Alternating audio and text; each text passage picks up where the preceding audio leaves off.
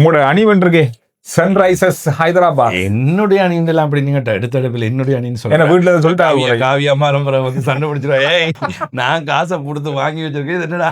எனக்கு என்னமோ தெரியல, இன்னும் இந்த IPL பெரிய அளவாக சூடு பிடிக்கல. 10 போட்டிகளுக்கு பின், அதாவது ஒவ்வொரு 10 போட்டி ஆயிட்டே 5 போட்டிகள் 5 போட்டிகள் 10 அணிகள். இனி அடுத்த 5 இருக்குத்தானே, அதாவது ஒரு அணியும் 2க்கு வர வேணும். இப்ப சூடு பிடிக்கிறதுக்கு நேற்று ஒரு விஷயம் சூடு பிடித்திருக்கின்றது. ரிஷப் பாண்டுக்கும் அதன் உரிமையாளருக்கும் இடையில் ஒரு பெரிய பிரச்சனை ஒன்று. அது வர அப்படியெல்லாம் வந்தா தானே சூடு பிடிக்கும். சுவாரஸ்யமான சம்பவங்கள் இடம்பெற வேணுமே. சம்பவங்கள் நடந்தால்தான் சுவாரஸ்யம் பிடிக்கும். சென்னையில தோனி வர மாட்டார், விளையாட மாட்டார்ன்றதும் ஒரு பரபரப்பு.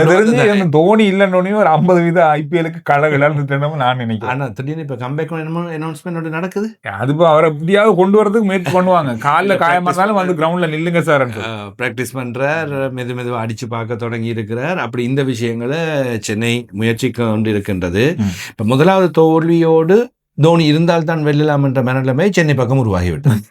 அது ரசிகர்களுக்கே அப்படித்தான் இருக்கு. டீமோட தோனியை கொண்டு வந்தீங்கன்னா தான் வெல்லலாம், இல்லாட்டி முடியவே முடியாதுடே. 60 வயசுல பொல்லூண்டி கொண்டு வந்து தோனி விளையாடினா தான் சென்னை சூப்பர் கிங்ஸ் விளையாடு. இதே நிலைமை இன்னொரு டீமுக்கு வரும். எதுக்குன்னு சொல்லுவாங்க, பெங்களூரை சொல்றீங்களா? Royal challengers Bangalore. விராட் கோலி இல்லாம அந்த டீம் இயங்காதுன்ற அளவுக்கு வரும். இருக்கலாம். மும்பை இந்தியன்ஸ் பரவாயில்ல, ரோஹித் சர்மா எல்லாத்தையும் கொண்டு நடத்துவாங்க. அதில் ஏதோ ஒரு விதத்தில் கொண்டு ஓட்டிடுவாங்க. நேற்றைய தினமும் முக்கியமான போட்டிகளில் லக்னோ சூப்பர் ஜியன்ஸ் நேற்றைய தினம் நாங்கள் வீடியோ செய்யலை, அதனால் கொஞ்சம் ஒரு தடவை அதையும் லைட்டாக ஞாபகப்படுத்தலாம். லக்னோ சூப்பர் ஜியன்ஸ் டெல்லி கேபிட்டல்ஸுக்கு இடையில போட்டி நடந்தது. டெல்லி கேபிட்டல்ஸ் முடிஞ்சது கதை. 26 ரன்னுக்கு 4 விக்கெட் என்று இருந்தது. சரி, முடிஞ்சு போச்சு, இனி எங்கே என்று இருக்கைக்குள்ள போட்டியை மாற்றி விட்டாங்க. அதனாலதான் அது ஓனர் ரிஷப் பாண்டோட கொஞ்சம் பிரச்சனை ஆயிட்டார். முதல் போட்டியிலேயே இதெல்லாம் நல்ல பலர் ட்வீட் செய்திருந்தார்கள், மைக்கேல் வானெல்லாம் சொல்லியிருந்தார்கள். முதலாவது போட்டியிலேயே ஒரு ஓனர் போய் பிளேயர்ஸோட ஒரு கேப்டனோட இப்படி நடந்து கொண்டு அது சரியில்லைன்னு சொல்லியிருக்கிறார். தோல்விகள் வரும், அதுக்காக போயிட்டு அப்படி பேசுறதா இருந்தா அது நிர்வாகத்துக்கும் நல்லமில்லை, அணிக்கும் நல்லமில்லை, ரிஷப் பாண்டுக்கும் நல்லமில்லை. அது நேற்றைய தினம் அந்த முடிவோடு வந்தது. இன்றைய தினம் சன்ரைசர்ஸ், எனக்கு KKR இருக்காங்க தானே, இந்த போட்டியை வெல்ல வேண்டியது அவங்க தான். இந்த போட்டியை வெல்ல வேண்டியது அவங்க தான். காரணம் அடிச்சிருக்கலாம். ஏன்னா எனக்கு தெரிஞ்சு 67 68 பந்துகள்ல 80-90 ஓட்டங்களா பெற வேண்டியிருந்தது. அது 5 ஓவர் தான், 5 விக்கெட் தான் போயிருந்தது. எப்படி அது IPL போட்டிகள்ல அடிக்க முடியாம போகும். கவுண்ட் கொட்டி போய்விட்டார்கள், இடையில கவுண்ட் கொட்டிட்டாங்க. முன்னதாக சன்ரைசர்ஸ் எப்பவுமே எதிர்பார்த்த டிராவிஸ் ஹெட் 21 பந்துல 46, அபிஷேக் சர்மா 21 பந்துல 48. சரிதானே, அவங்க 2 பேரும் தங்களோட பங்கு கிளியராக செய்து கொடுத்தாங்க. ஹென்ரிச் கிளாசன் 35ல் 52 அடிச்சாங்க. இஷான் கிஷன் இந்த போட்டியில் கொஞ்சம் சொதப்பிட்டார். நிதிஷ்குமார் ரொட்டி சகோதர வீரர், அவரும் அடிச்சு கொடுத்தார். பந்து வீச்சில் பிளெஸிங் முஷரபானி 4 விக்கெட்டுகள். மற்றும்படி வருண் சக்கரவர்த்தி கடந்த போட்டியிலும் சிறப்பு அடிதான், இந்த போட்டியிலும் அதே நிலைமை. இந்தியாவின் முக்கியமான பந்து வீச்சாளர், உலக தரப்படுத்தல்களில் முதல் இடத்தில் இருக்கின்றவர். ஆனால் அது நீங்க கவனிச்சு பாத்தீங்கன்னா உலக கண்ண போட்டிகள்ல இறுதி கட்ட போட்டிகள்லயும் அவருக்கு நிறைய அடி விழுந்தது.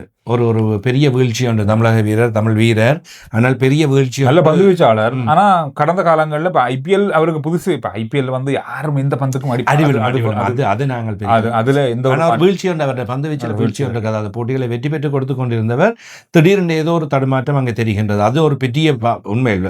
வருண் சக்கரவர்த்தியின் பந்து வீச்சு செயல்படாமல் போனது என்பது கொல்கத்தா நைட் ரைடர்ஸுக்கு மிகப்பெரிய வீழ்ச்சி, பெரிய பாதிப்பு. 2 ஓவர் தான் அவரிடமிருந்து பாவிக்கப்பட்டிருக்கு. பெரிய விலைக்கு வர வாங்கியிருக்கோம். அதான் 2 ஓவர் தான் பாவிக்கப்பட்டிருக்குது. 2 ஓவர்லையும் 31 ரன் கொடுத்திருக்கிறார், விக்கெட்டும் இல்லை. அப்ப அடுத்த 2 ஓவரையும் யார் பந்து வீச போறதுன்றது பெரிய பிரச்சனை. உண்மையிலேயே ஒரு 4 ஓவர் 25 ரன், ஒரு 3 விக்கெட் 2 விக்கெட் இருந்தால் தான் அது கட்டுப்படுத்த அது இல்லாமல் போய்விட்டது. ஆக KKRின் பந்து வீச்சு தான் முதலாவது இங்கே பிரச்சனை. அதன் காரணமாக தான் சன்ரைசர்ஸ் 226 அடிக்கக்கூடியதாக இருந்தது. அடுத்தது நீங்கள் சொன்ன மாதிரி ஃபின்னலன் 6 பந்தில் 28 ரன் முதல் ஓவர்லேயே வெளுத்தாகி விட்டது. அது ஒரு பெரிய பிரச்சனை. நான் பார்க்கும்போது நினைச்சேன், ஹைலைட்ஸ் எது போகுதா, போன மேட்ச் எதுவும் போடுறாங்கன்னு நினைச்சேன்.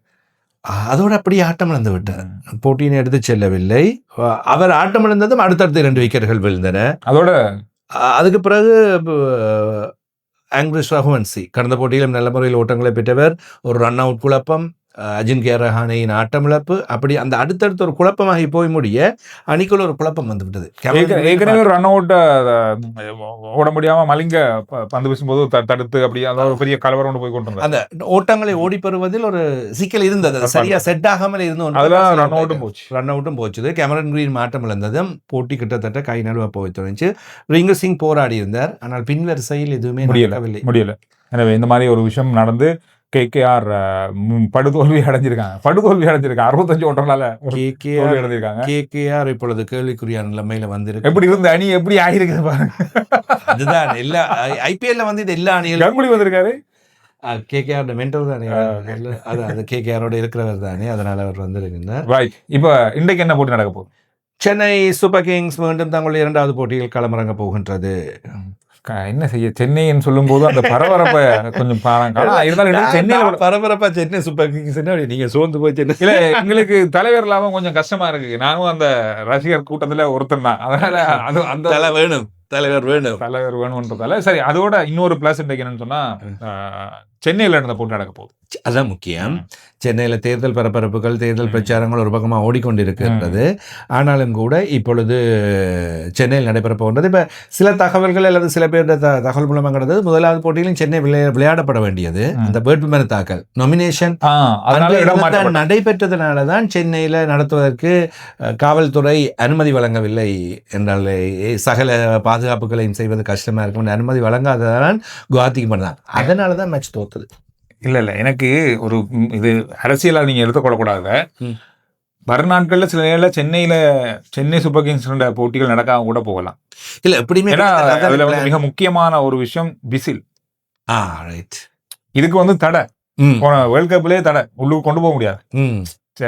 இந்த மாதிரி பல விஷயங்கள் இருக்கு, அரசியல் பிரச்சாரங்கள் நடக்குது. அந்த சின்னம் வேற சென்னையோட மிக நெருக்கமான சின்னம். நாளைய போட்டிகள்ல அதை நாங்கள் பார்க்கக்கூடியதா இருக்கு. இந்த மாதிரி விசில் கட்டுப்பாடு, அதே போன்று கட்சி கொடிகளை உள்ளே கொண்டு செல்வது, இதை கட்டுப்படுத்துகின்றார்களா அல்லது அவ்வாறான நடவடிக்கைகள் எதுவும் அங்கே நடைபெற போகின்றதா என்பதை பார்க்க வேண்டும்.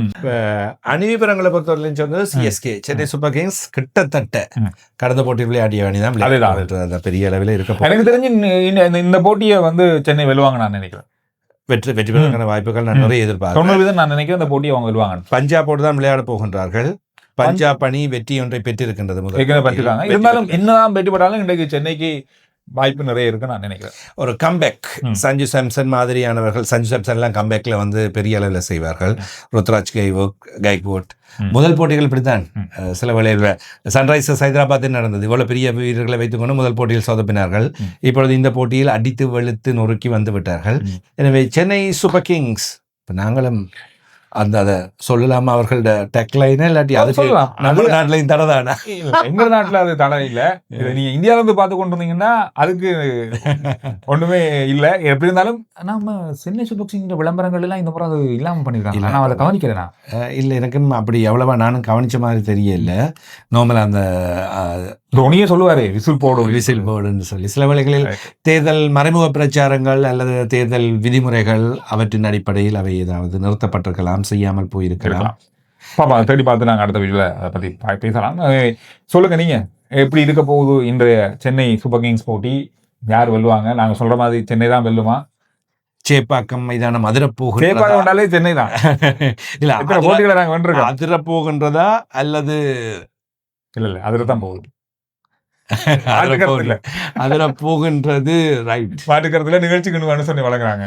ஜெஃப்னா கிரிக்கெட் ஸ்டோர் இலங்கையின் மிகப்பெரிய கிரிக்கெட்டுக்கான ஸ்டோர். இப்போ உங்களுக்கு தெரியும், அந்த கிரிக்கெட் பொருட்களை வாங்குறது பொதுவா ஒரு பால் வாங்குறோம்னா கூட நமக்கு வந்து எங்கேயா போகும்போது அது சரியா பார்க்கும்போது ஒரிஜினலா தான் இருக்கும். ஆனா விளையாடும் 2 நாள் விளையாடும் போது அது ஓகே, அது ஒரிஜினலா இல்லையாண்டா அதுதான் தெரியும், வாங்கும் போது தெரியாது.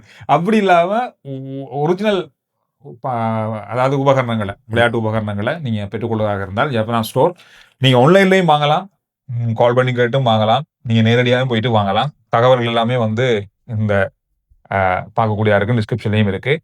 இப்ப எல்லாம் ஸ்டிக்கர் இருக்கு, கிரிக்கெட் பேட்டுக்கெல்லாம் ஸ்டிக்கர் அடிச்சிடலாம், ஒரிஜினல் மாதிரியே இருக்கும்.